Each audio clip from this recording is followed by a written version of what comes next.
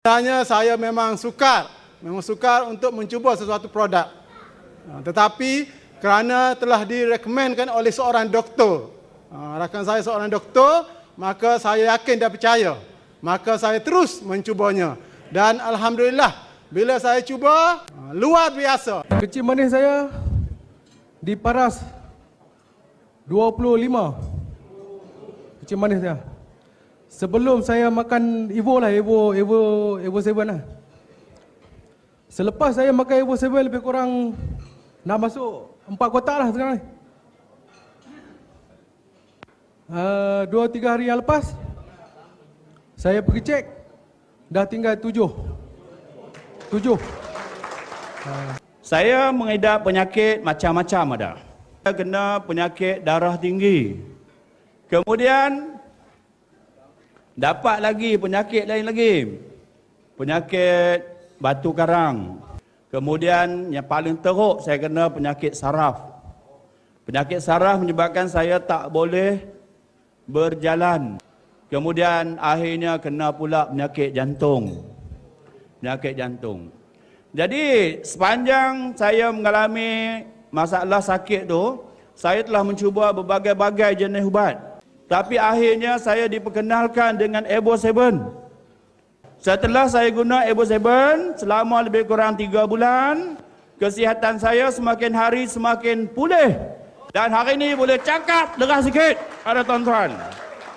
4 bulan saya tak boleh berjalan. Suami saya lah yang membelur saya. Anak kenalan saya, dia mengenalkan saya Evo 7, saya cuba makan.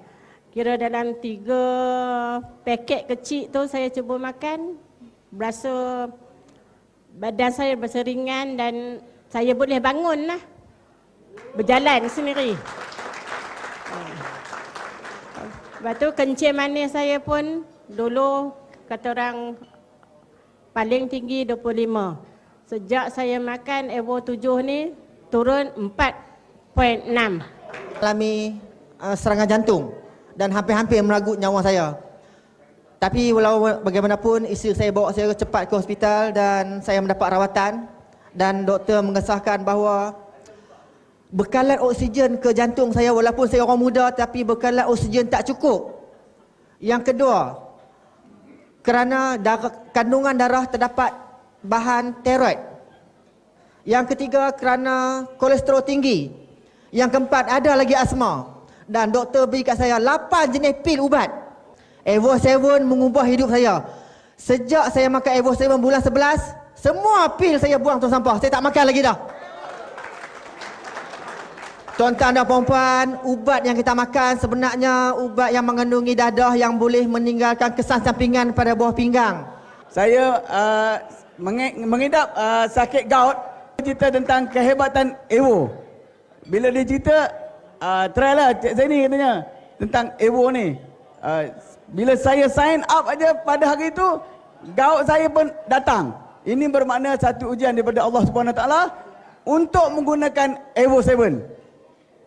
Pada malam tu gout pun datang, saya makan 1 paket malam nak tidur. Kemudian pagi besok saya bangun makan lagi. Saya maknanya saya geram. Bila sakit je saya makan. Saya tinggalkan ubat-ubat farmasi. Saya gunakan 1 hari hingga 2 paket saya makan Evo 7. Tinggallah sekarang ni gout saya beransur pulih. Darah tinggi. Tapi selepas saya amalkan selama 3 bulan, peringkat awal yang pertama saya gunakan 1 sachet. Sebab Evo beritahu 1 sachet untuk 2 hari. Tetapi saya tak boleh, saya tergolek dok. Saya makan 1 paket tergolek. Berpinau-pinau sebab saya ada penyakit. Dan besok pagi, selepas 2 hari saya cuba gunakan separuh.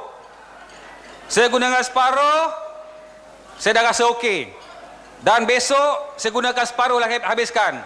Dan saya rasa sampai hari ini, saya rasa selepas saya buat pemeriksaan, darah tinggi saya sudah normal.